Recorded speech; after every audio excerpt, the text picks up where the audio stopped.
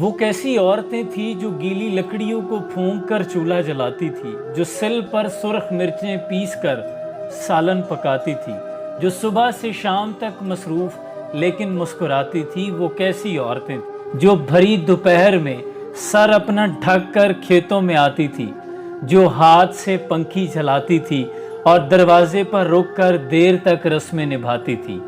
وہ کیسی عورتیں تھیں جو پلنگ پر بڑی نفاست سے دری چادر بچھاتی تھی، تکیہ لگاتی تھی، پھر بسد احترام مہمان کو سرہانے کی طرف بٹھاتی تھی اور شدید گرمی میں جو لسی اور ستو پلاتی تھی۔ وہ کیسی عورتیں تھیں جو اپنی بیٹیوں کو سویٹر بننا سکھاتی تھی، جو سلائی مشینوں پر بیٹھے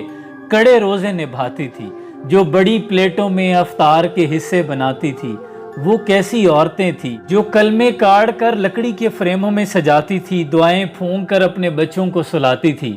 اور پھر جا نمازوں کو موڑ کر آ کر تکیے لگاتی تھی۔ وہ کیسی عورتیں تھیں جو کوئی سائل دستک دے اسے خوشی سے کھانا کھلاتی تھی، پڑوسن اگر کچھ مانگ لے تو خوشی سے دیتی دلاتی تھی اور رشتوں کو برتنے کے کئی نسخے بتاتی تھی۔ وہ کیسی عورتیں تھیں جو محلے میں کوئی مر جائے تو ساتھ مل کر آنسو بہاتی تھی، کوئی بیمار پڑ جائے تو اس کے پاس جاتی تھی اور کوئی تہوار ہو مل جل کر مناتی تھی۔ کیسی عورتیں تھیں۔ میں جب بھی گاؤں جاتا ہوں تو فرصت کے زمانوں میں انہی کو ڈھونڈتا پھرتا ہوں، گلیوں میں، کچے مکانوں میں، کسی محفل میلاد میں، جزدان میں، تسبیح کے دانوں میں،